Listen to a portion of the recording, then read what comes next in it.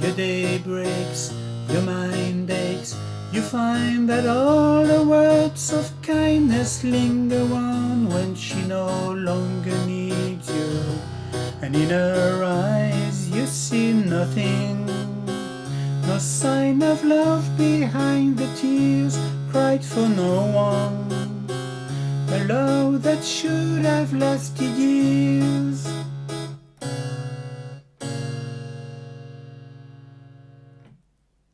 Salut à toi. Eh bien, dans cette vidéo, je vais te parler de For No One, un titre des Beatles, qui est issu de l'album Revolver. Si tu veux atteindre directement le morceau sans passer par les explications techniques, tu peux utiliser les chapitres ici, en bas de l'écran, ou utiliser le lien en haut à droite de ton écran pour atteindre le morceau directement. Si le lien n'apparaît pas, ce qui peut arriver selon les équipements que l'on utilise ou la version de YouTube, je te mets dans tous les cas le lien dans la description ci-dessous. Alors For No One est crédité Lennon-McCartney, mais a été composé principalement par Paul McCartney. Il est enregistré sur l'album Revolver en 1966 et cet album est particulier parce qu'il a été enregistré après que les Beatles ont décidé d'arrêter de faire des tournées. Et la créativité, l'inventivité en a probablement bénéficié, car c'est quand même assez difficile de faire des concerts dans le monde entier, aller à droite, à gauche, jouer de la guitare peut-être en backstage ou dans les chambres d'hôtel ou dans des bus. The crowd's nerve-wracking. Was there any moments at all that you were worried about today? Well, I was rather worried when I was laying on the floor. At what stage were you laying on the floor? Trying to get into the hotel.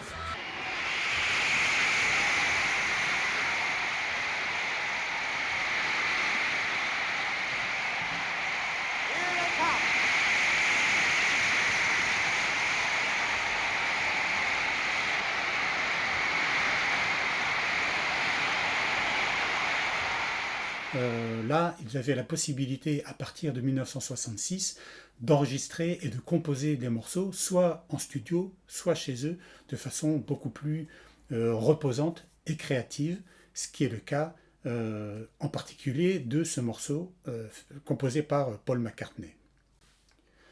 Alors, première innovation, Paul McCartney, pour sa composition, va s'accompagner d'un clavicorde. Alors, le clavicorde, c'est pas très courant, c'est un instrument qui a été inventé vers le XVe siècle, qui est un peu l'ancêtre du clavecin et du piano.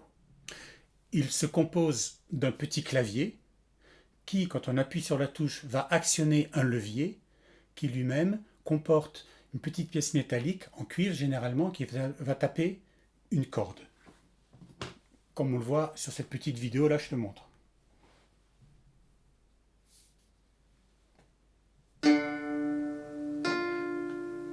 Voilà, on voit bien les leviers qui se soulèvent, qui actionnent une petite pièce métallique qui tape sur la corde. Voilà, j'arrête ici parce qu'on voit bien la corde qui est tapée par le petit élément métallique. Sur cet instrument, il y a un nombre limité de cordes. En fait, sur une corde, il peut y avoir plusieurs touches, ce qui fait que le son, plus ou moins aigu, est déterminé par l'endroit où la pièce métallique touche la corde. Un peu comme pour la guitare. Ici, quand je joue la corde à vide, j'ai un son. Quand je raccourcis la corde en appuyant sur la touche ici, j'ai un son plus aigu. Et si je continue à raccourcir ma corde ici, j'ai un son plus aigu. Ce qui fait que les notes qui sont derrière sur la même corde sont inopérantes. Et bien c'est la même chose pour le clavicorde. Il faut trouver une manière de jouer qui permet de ne pas jouer ces notes en même temps. Et c'est pas si simple que ça. Et le son du clavicorde donne à peu près ça.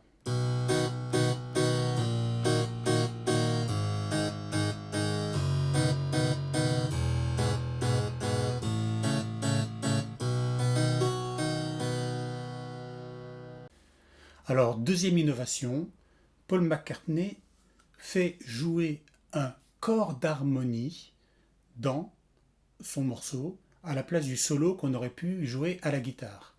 Alors, le corps d'harmonie, voilà ce que c'est. En anglais, ça se dit French horn. C'est pas un instrument qu'on avait l'habitude de voir dans les chansons pop-rock de l'époque. C'est un instrument qui fait partie de la famille des cuivres, mais qui a un son très doux, très feutré. Et peut-être que Paul McCartney était inspiré par une musique de Ravel, dans lequel cet instrument est mis à l'honneur. Il s'agit de Pavane pour une infante défunte. Magnifique.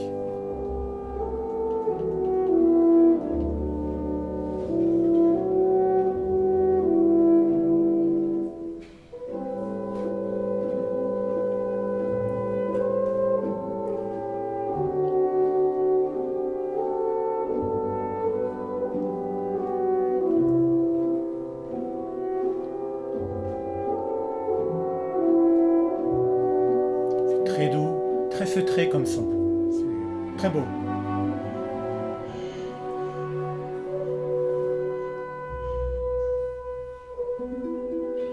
Un peu de harpe.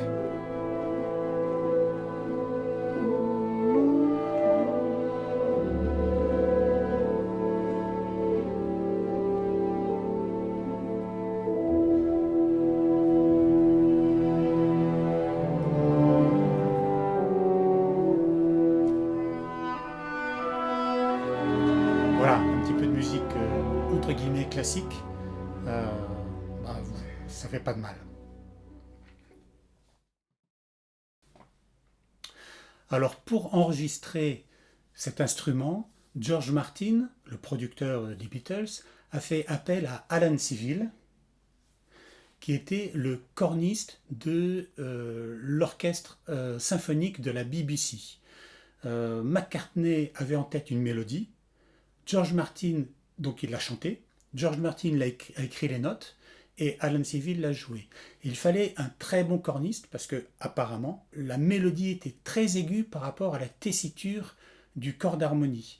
Et donc il a fallu quelqu'un qui puisse interpréter la mélodie de McCartney. Je n'ai pas bien sûr de corps d'harmonie, hein, mais j'ai un petit clavier ici qui permet de faire plus ou moins le son, ce qui donne ça.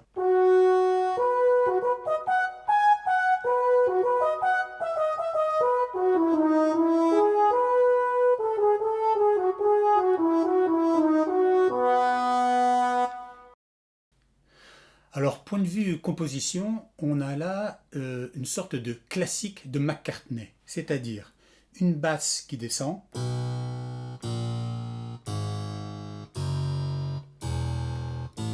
puis qui revient au début pour réattaquer le second couplet.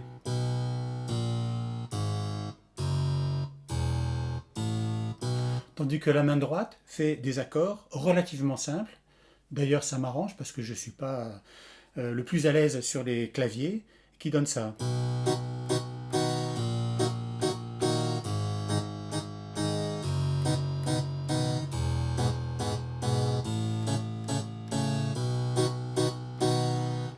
Voilà, et sur cette basse qui descend, on a la mélodie de McCartney qui monte et qui descend. C'est aussi un classique de McCartney.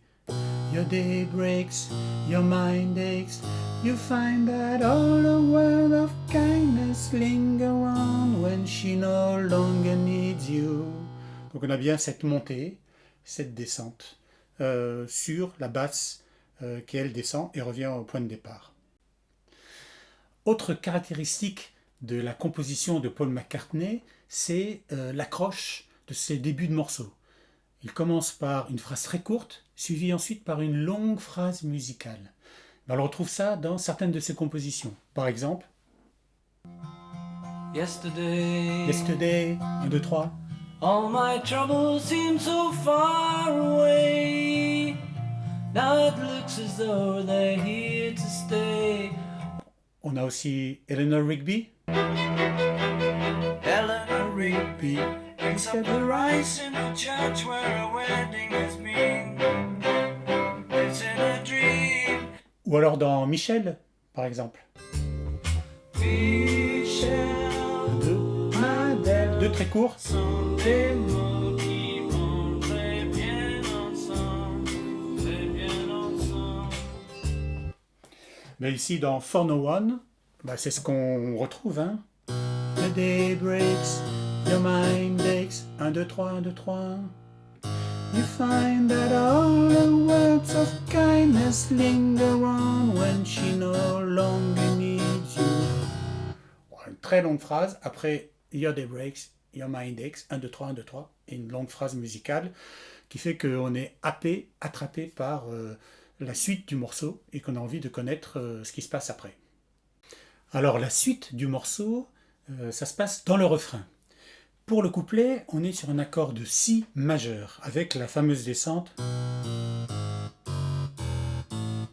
qui donne ce son-là.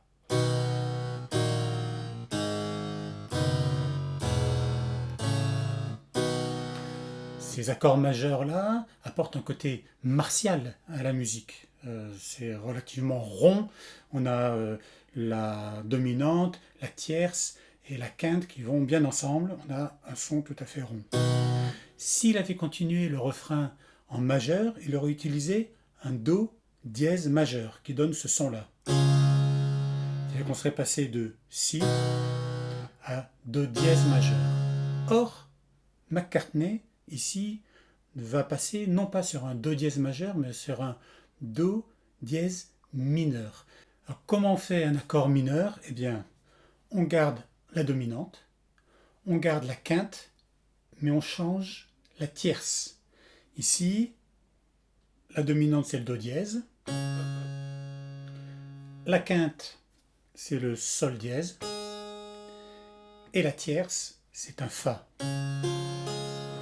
Eh bien, en descendant la tierce d'un demi-ton, c'est-à-dire du Fa au Mi, on obtient un accord mineur. Donc on passe de cet accord-là à cet accord-là.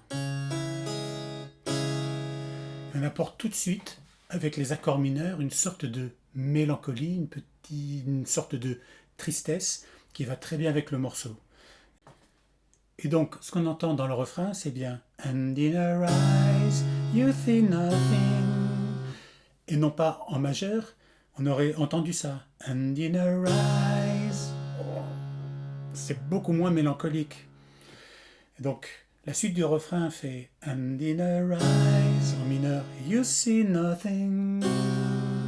Et ensuite, la caractéristique McCartney, la mélodie qui monte et qui descend. « No sign of love behind the tears, cry for no one. A love that should have lasted years. » Et là, l'accord final du refrain.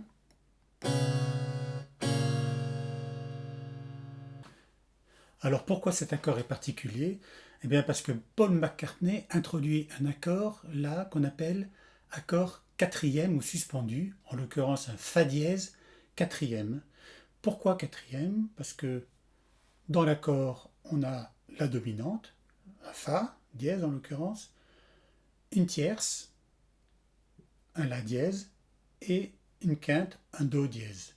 Mais si je rajoute ici la quatrième note, c'est-à-dire Fa, Sol, La, un Si, je vais avoir ce son ici. Et on sent bien que quand on fait cet accord-là, l'accord reste comme suspendu avant d'être résolu dans la tierce, c'est-à-dire arriver du Fa quatrième au Fa dièse majeur. Donc ça permet à McCartney de faire une sorte de dissonance sur l'accord ici qui dit quelque chose va arriver, l'accord suspendu, qui arrive à se résoudre dans l'accord de Fa dièse normal.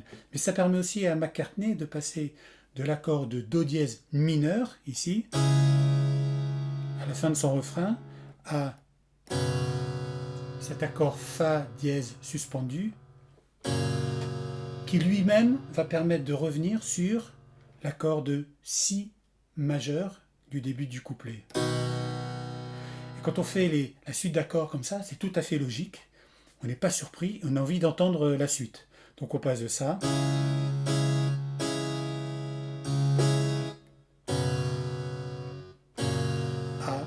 l'accord de Si.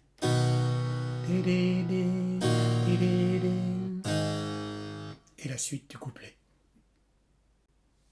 Alors j'ai parlé tout à l'heure de l'introduction du corps d'harmonie dans la chanson. En effet, Paul McCartney a remplacé en quelque sorte le solo de guitare par le corps d'harmonie au 4e couplet. Donc déjà une première surprise, c'est-à-dire que la première fois qu'on entend cette musique, on s'attendait à voir probablement la guitare de George Harrison jouer le solo, ce n'est pas le cas. Deuxième surprise, avec ce corps d'harmonie, c'est au 6e couplet. Le corps d'harmonie revient en même temps que la mélodie de Paul McCartney chantée. C'est-à-dire que les deux mélodies, qui sont tout à fait différentes les unes des autres, se rejoignent et matchent parfaitement sur ce couplet, comme on l'entend là. Your day breaks, your mind aches. On a bien les deux ensemble. Feel your head, you won't forget. Voilà encore une surprise dans cette musique, encore une créativité, une invention musicale que les Beatles ont développée sur cet album. Alors petit aparté sur McCartney et sa capacité à composer sur les mêmes accords des mélodies totalement différentes et qui vont s'imbriquer les unes dans les autres. Un des exemples, c'est avec les Wings sur ce morceau-là, Silly Love Song.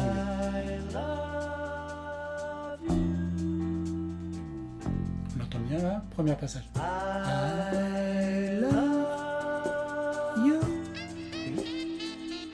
Première mélodie.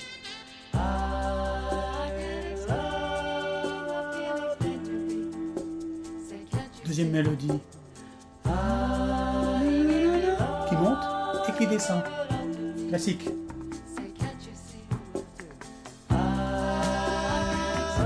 Troisième mélodie.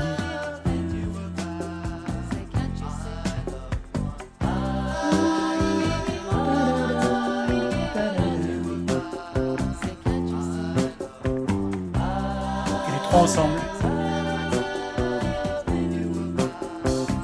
On pourrait même en jeter une quatrième avec la basse.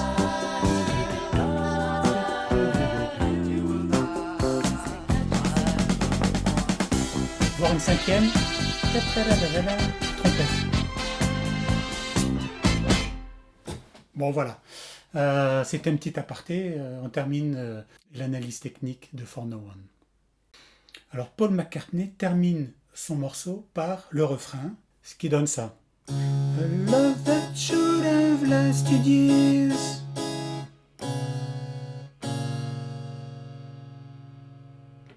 Et il s'arrête là.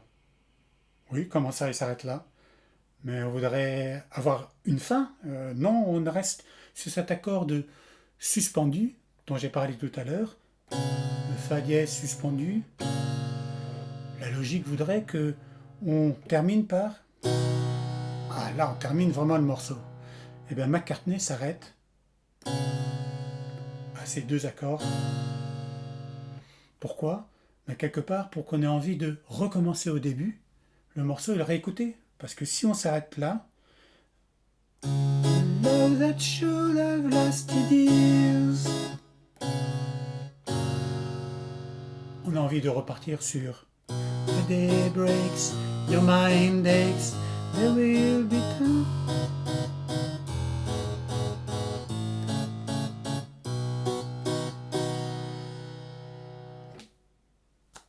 Voilà.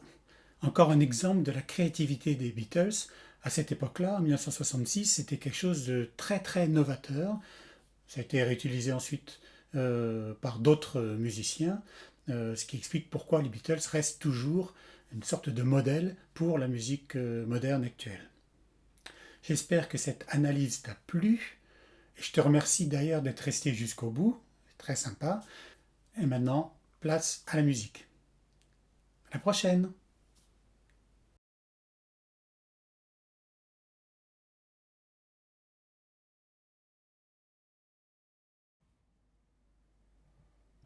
Your day breaks, your mind aches, You find that all her words of kindness linger on when she no longer needs you.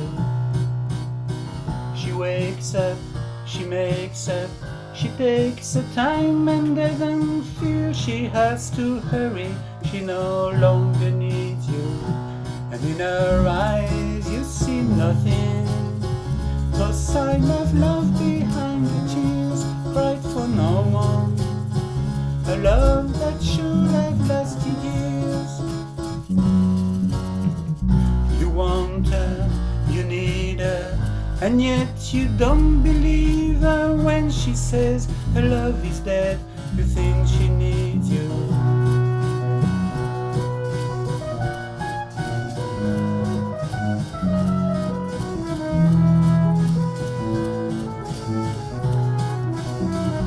And in her eyes you see nothing, no sign of love behind the tears, cried for no one.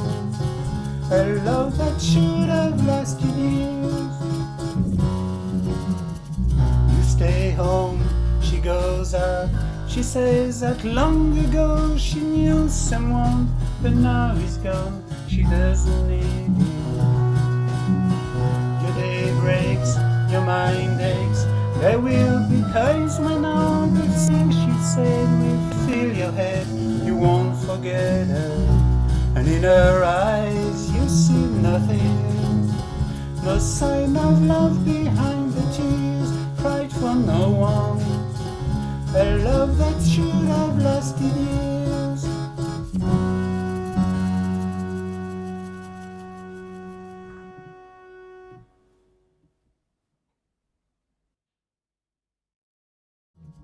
You want her, you need her, and yet you don't believe her when she says her love is dead.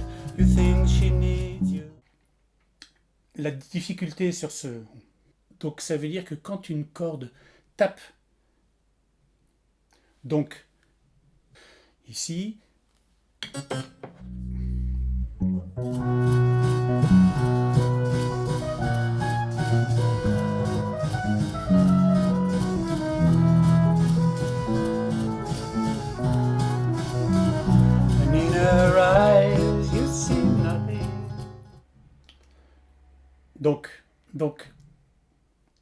donc, le son va être plus ou moins aigu en fonction de l'endroit où... En fait, on voit qu'il y a... En fait, il y a un nombre... En fait, il y a un nombre limité de cordes et il peut y avoir sur le même... No sign of love behind the tears, cried for no one. A love that should have lasted years. Un exemple particulier qu'il a mis, un des exemples, c'est pardon, qui donne plus ou moins ça.